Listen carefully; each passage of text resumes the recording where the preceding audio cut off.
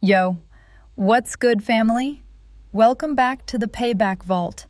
Before I drop a story that's gonna have you throwing your phone across the room, do me a solid, smash that like button, subscribe to the channel, and turn on the bell. I'm about to tell you how a 31-year-old named Maisie got treated like the family's unpaid servant for 7 whole years, only to flip the script so hard her sister still hasn't recovered. If you've ever been the one everyone expects to sacrifice while they chase their dreams, you need to hear this.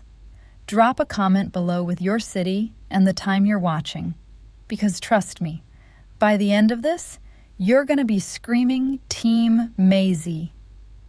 Let's get into the vault. My name is Maisie Savage. I'm 31. 7 years ago, on the morning of my final job interview, my dad literally laughed in my face and hit me with the coldest line ever. "Girls like you don't get lives, Maisie. You get duties." Right then, my mom blocked the front door like a bouncer, and my younger sister dropped a heavy diaper bag at my feet with a smirk. "Watch, my daughter. I have brunch." They didn't care that I had one shot at a real future. They wanted me to stay their broke, exhausted servant forever. So I stepped right over that bag, walked out the back door, and never looked back.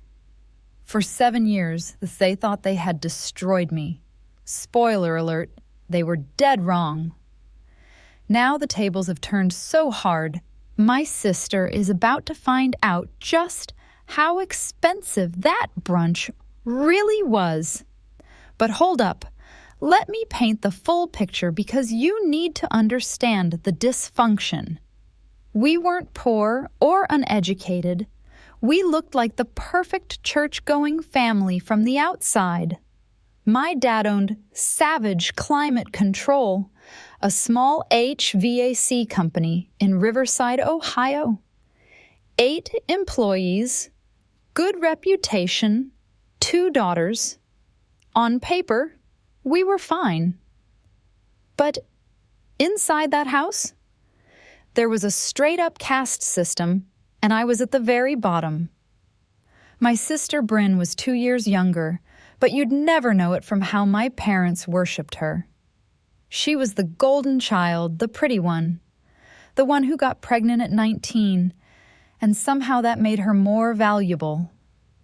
She had a daughter, Olivia, beautiful little girl with blonde curls and my eyes. Olivia's first word was Mimi.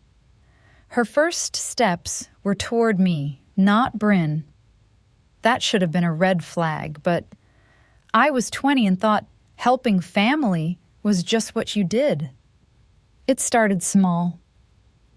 "Maisie, can you watch Olivia for an hour?" Then it was 3 hours, then all day Saturday, then overnight. By the time I was 22, I was basically raising my niece while Bryn tried to become an influencer. I'm not joking. She started a lifestyle blog called Mommy in Motion. She had 14 followers, 12 of which were relatives. She'd post aesthetic photos of Olivia in boutique outfits my parents bought, writing captions about motherhood and sacrifice. She never mentioned I was the one doing the actual mothering. The blog failed. Then she tried selling essential oils, lost $800. Then photography, booked 1 wedding, delivered the photos 3 months late, got a brutal review.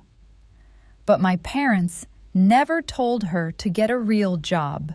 Instead, they told me I needed to help more. "Your sister is trying," my mother would say. "She's building something. You're just here." Just here. I was answering phones at Savage Climate Control every morning by 7 a.m.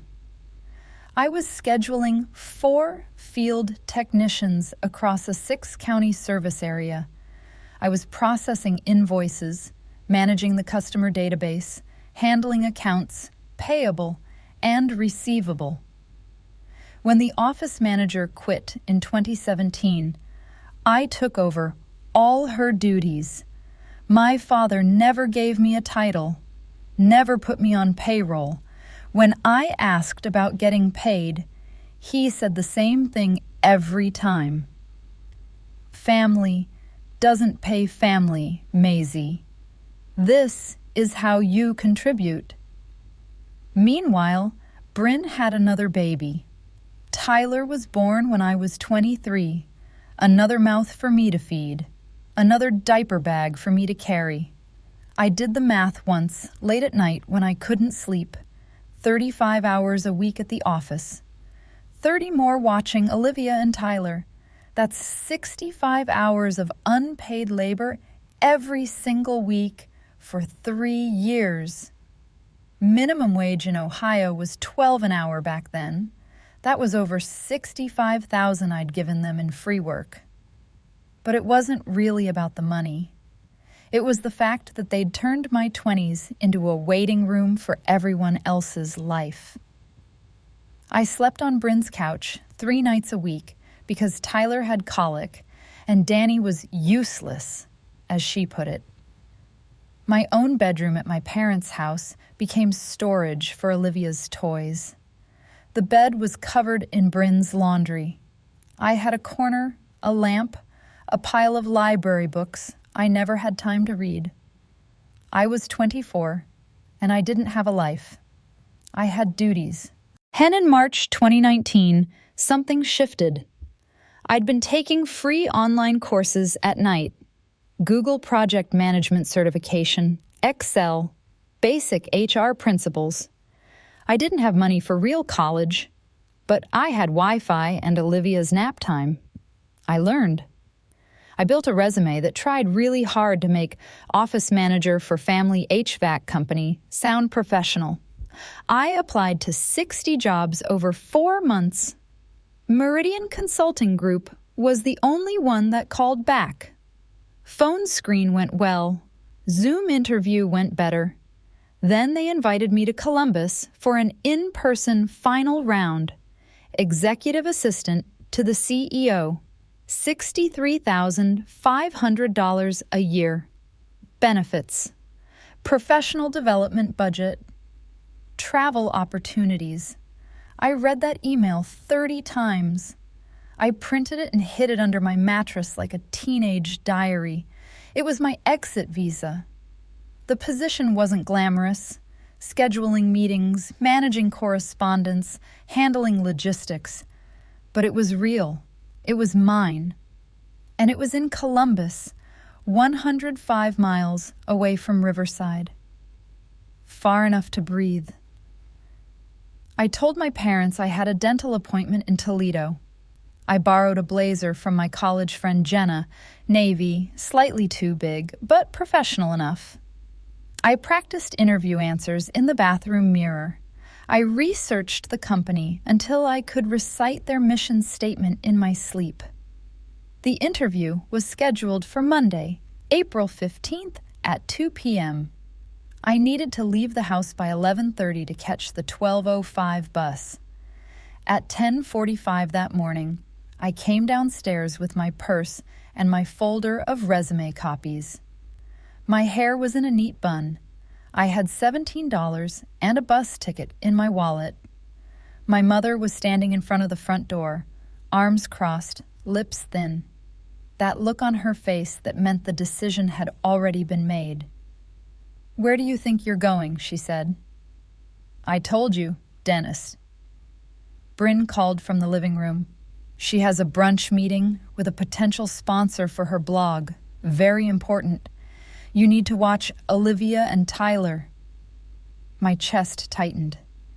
"I can't today. You have duties, Maisie." My father's voice came from the kitchen. He walked into the hallway holding his coffee mug. Not angry, but amused.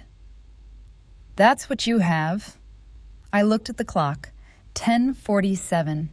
I had 78 minutes until the bus left. That's when Bryn walked in through the side door, Tyler on her hip, Olivia trailing behind with her stuffed rabbit and a diaper bag the size of a suitcase. She looked at me with zero apology, zero acknowledgement, just pure expectation. She sat Tyler down on the floor and dropped the diaper bag at my feet. Heavy thump. "Olivia needs lunch at noon," Bryn said, checking her phone. "Tyler naps at 1. Don't let him sleep past 2:30 or he'll be up all night. I'll be back by 4, probably." I said, "I can't. I have something important." Bryn actually laughed. "More important than family?" My dad took a sip of coffee and looked at me like I was a disappointing employee. "Girls like you don't get lives, Maisie. You get duties. That's just how it is." Olivia looked up at me. 4 years old, blonde curls, my eyes. Mimi play blocks? Her little voice, her trust.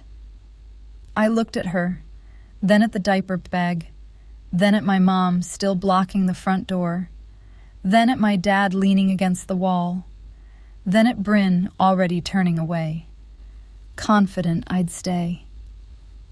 I looked at the clock, 10:49, and I did something I'd never done before. I stepped over that diaper bag, walked past Bryn, past my father, through the kitchen, to the back door that led to the driveway. My mom's voice behind me. "Maisie Ann, if you walk out that door..." I opened it. The April air was cold, 47 degrees and overcast. I walked down the driveway, turned left, and started walking toward the bus station. 1.2 miles in $12 Payless flats. My phone buzzed 6 times in my pocket. I didn't look. I passed Savage Climate Control on the way. The building was lit, my father's truck in the lot, the sign with his name on it, the place I'd worked for 3 years without a single paycheck. I kept walking. I made it to the Riverside bus station at 11:58. 7 minutes to spare. I bought my ticket with the $17 I'd saved from birthday money over 2 years. The woman at the counter didn't ask why I was shaking. The bus pulled out at 12:05. I sat in the back row, watched Riverside disappear through the window, watched the trees turn into highway, watched the mile markers count up. I thought, I'm free. I didn't know yet what that freedom would cost. The bus stopped at a gas station in Findlay halfway through. 12:58. I went to the bathroom and looked at myself in the mirror. My mascara had smudged from the wind. I didn't have a makeup bag. I wet paper towels and fixed my face as best I could. Rolled up the 2 long blazer sleeves, checked my hair. I looked presentable, not polished, but trying. A woman with a toddler in the bathroom stared at me. I avoided eye contact. I couldn't handle mom judgment that day. The bus arrived at Columbus Station at 1:57. The interview was at 2 o'clock. The Meridian office was 3 blocks away.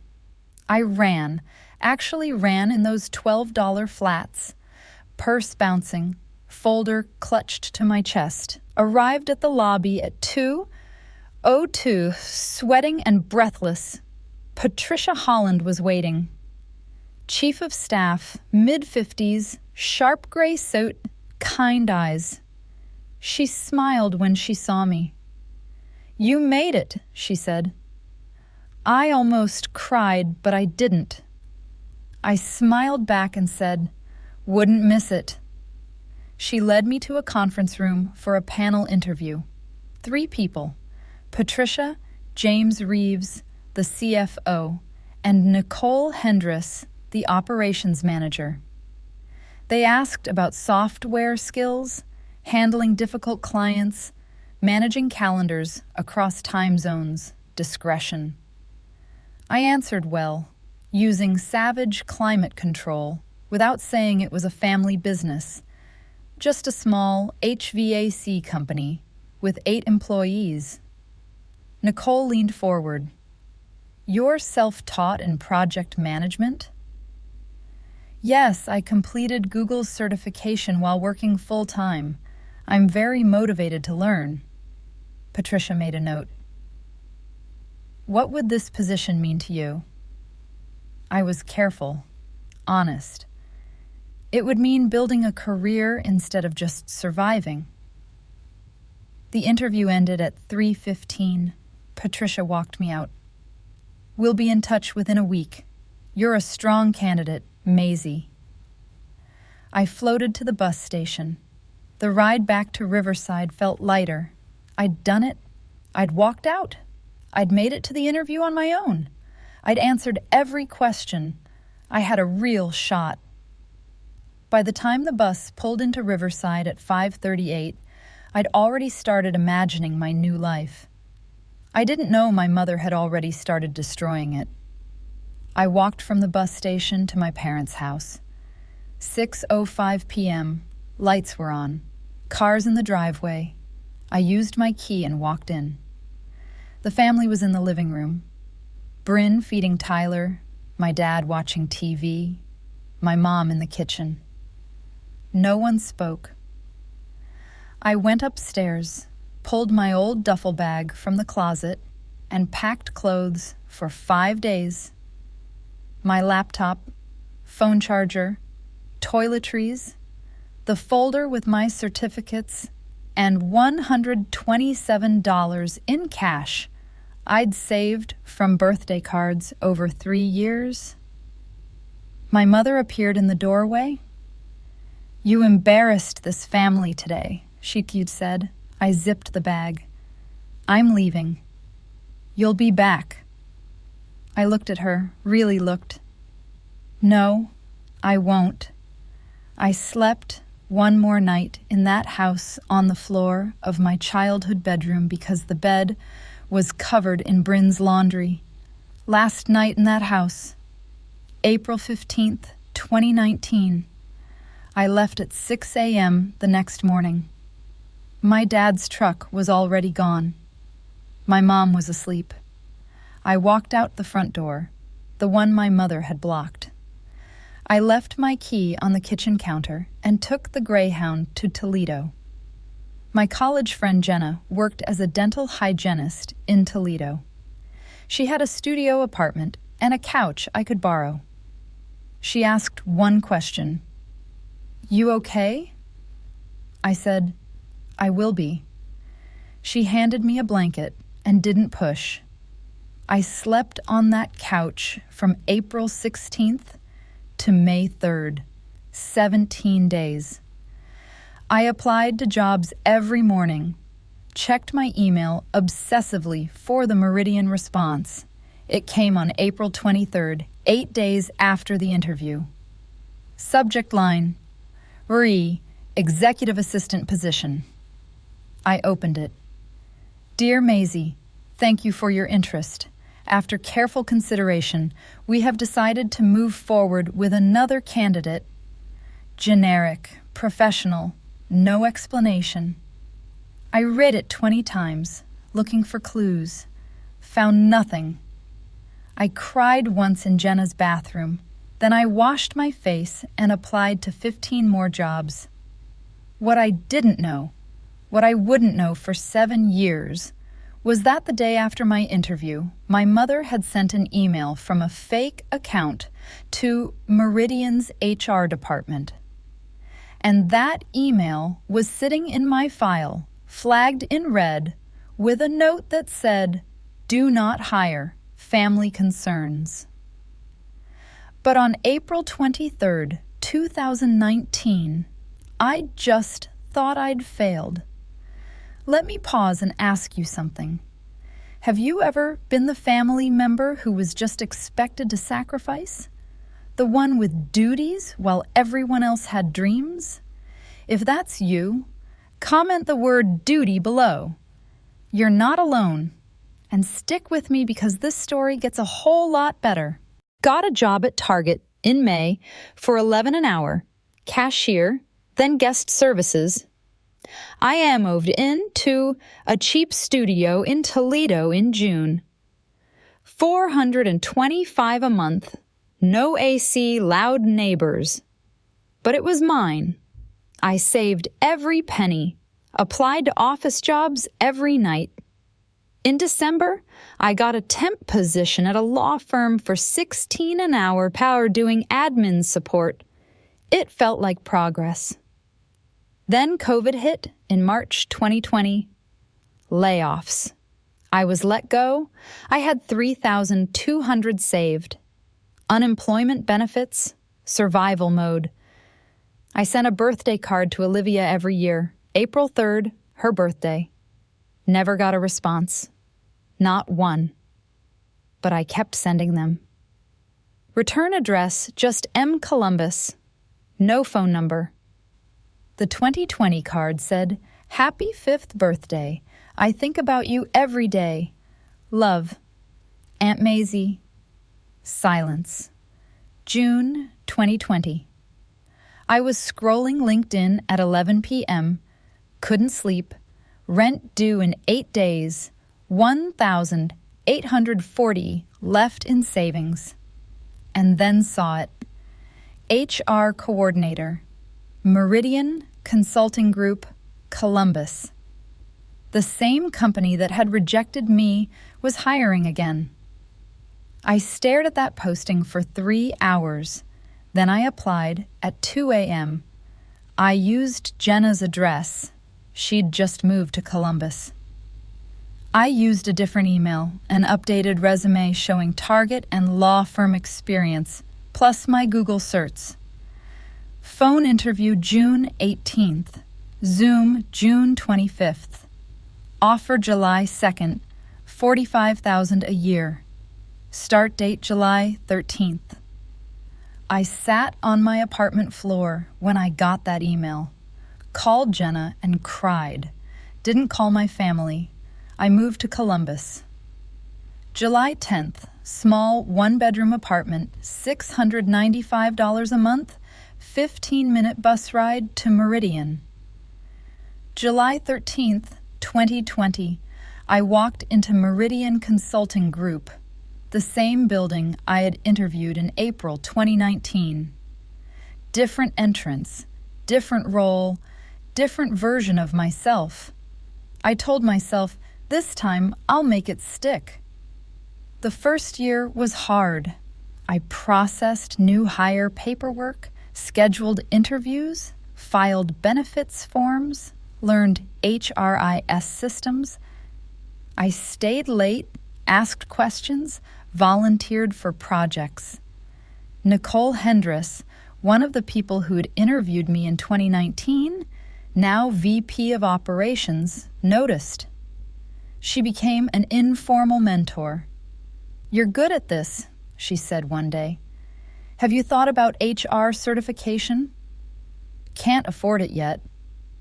"Company has tuition reimbursement. I'll sponsor you."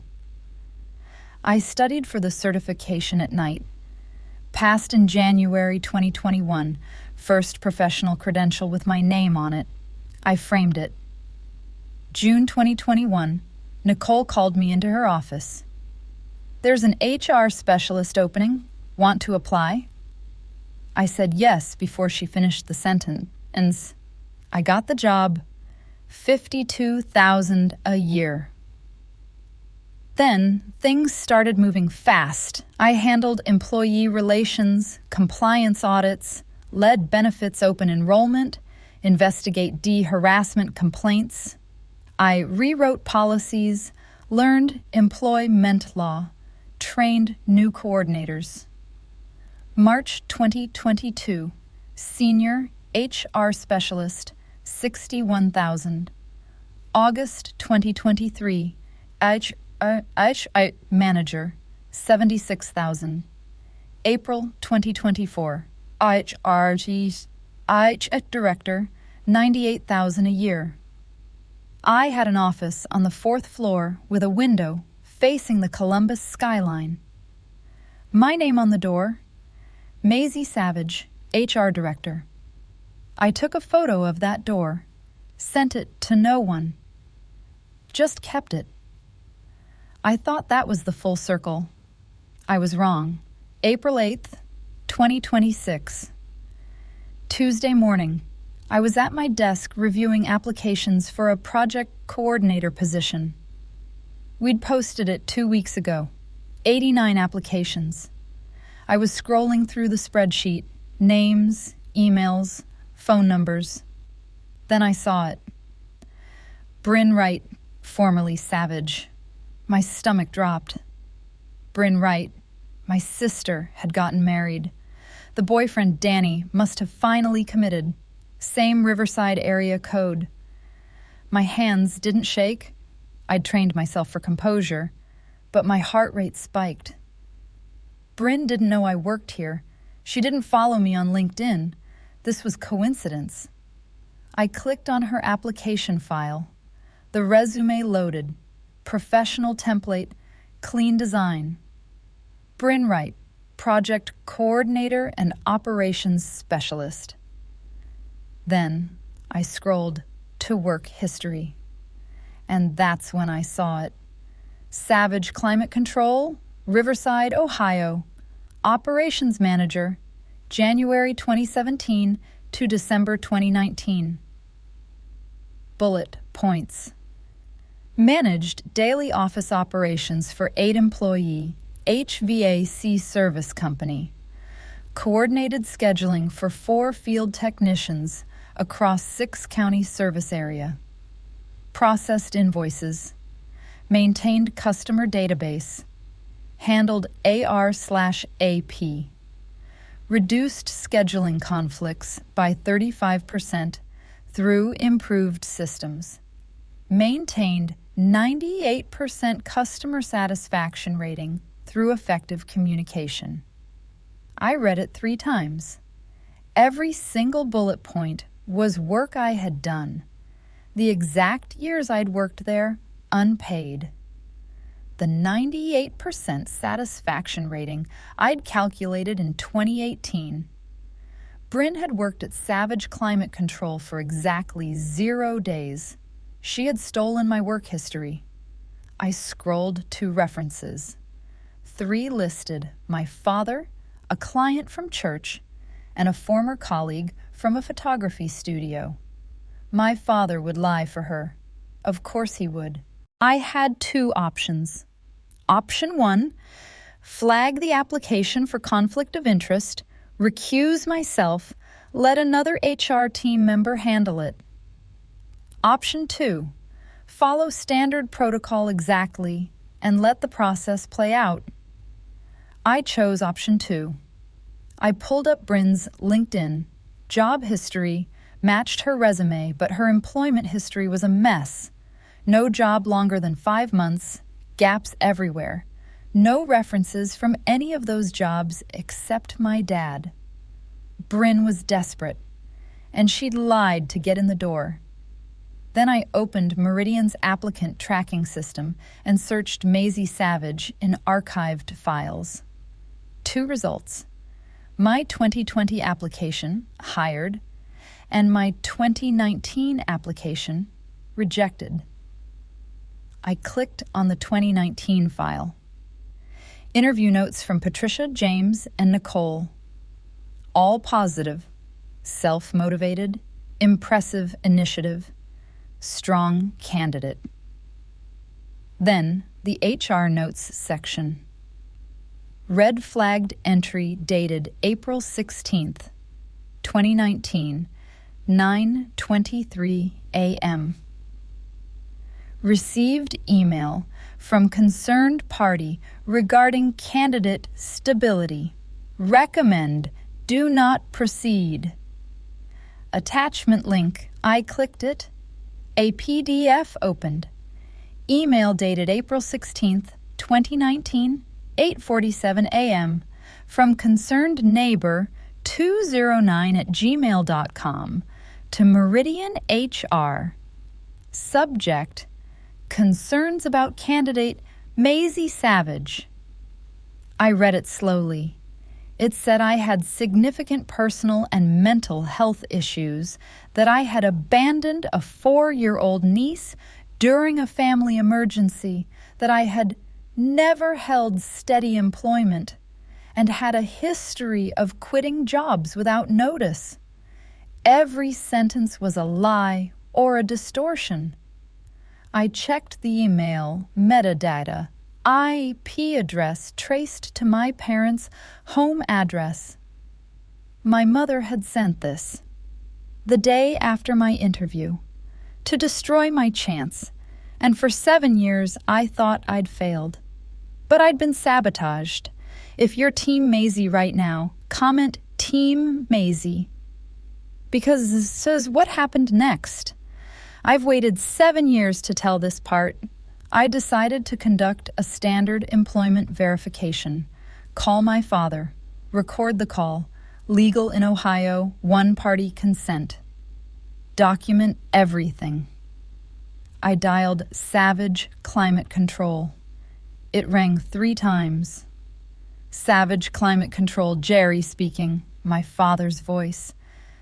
I hadn't heard it in 7 years. I kept my voice cool and professional. Hello, this is Maisie Savage, HR Director at Meridian Consulting Group.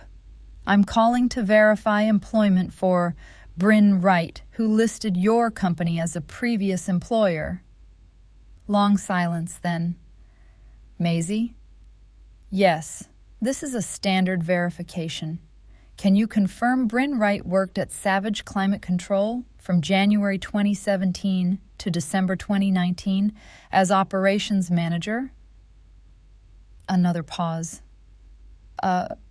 Yes, that's correct. Can you describe her responsibilities? She managed the office, scheduling, invoices, customer service. She was very good at it. Every word was false, and I had it recorded. I sent the interview invitation a week later. Dear Bryn, thank you for your application. Please come for an in-person interview on Monday, April 14th, 2026, at 10 a.m. You will meet with Maisie Savage, HR Director. Bryn responded the same day. Thank you so much. I'll be there. No recognition of my name. April 14th, 2026, 9:55 a.m. I sat in the conference room with the CEO and VP. Bryn walked into the lobby, brown hair, nervous smile, clutching a portfolio. She saw me and froze. I extended my hand. Bryn, I'm Maisie Savage, HR Director. Welcome to Meridian. Her face went white. The interview went standard for 20 minutes. Then, I slid her resume across the table. Let's talk about Savage Climate Control. You listed operations manager from 2017 to 2019. I worked there unpaid, doing that exact job. You took my work history and put your name on it. She started crying. Then I slid the email across the table. Your mother sent this to HR after my interview. She's the reason I didn't get the job 7 years ago. Bryn screamed. You left us! We needed you! That's when I noticed the conference phone. The little light was on. My assistant had scheduled a 2:30 client call in that room and set up the conference bridge to test audio at 2:15. It was now 10:38, but the system had glitched. The line had connected early. 12 people were on it, senior managers, clients, and Patricia Holland, my original 2019 interviewer. They had heard everything. Bryn kept crying, not realizing she had an audience. Mom said you'd come crawling back. Dad says you're selfish. I reached over, clicked the mute button, then unmuted, making sure they heard clearly. I could have ended the call. 7 years ago, I would have. but the truth deserves witnesses.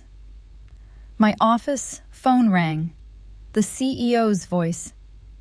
Maisie, end this interview now. Security is outside. I looked at Bryn. This interview is over.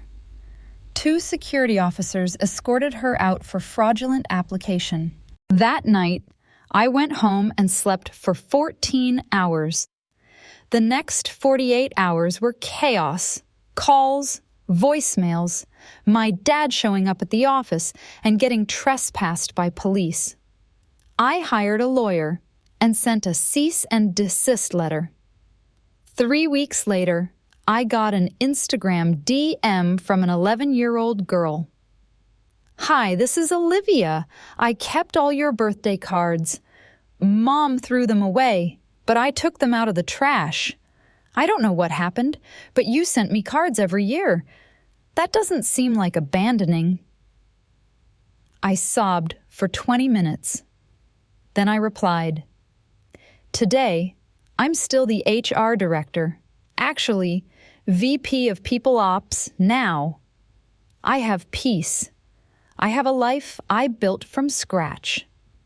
And I have one framed document on my wall. The unsigned offer letter from 2019 that proved I was good enough then. Some doors you walk away from. Some doors close behind you.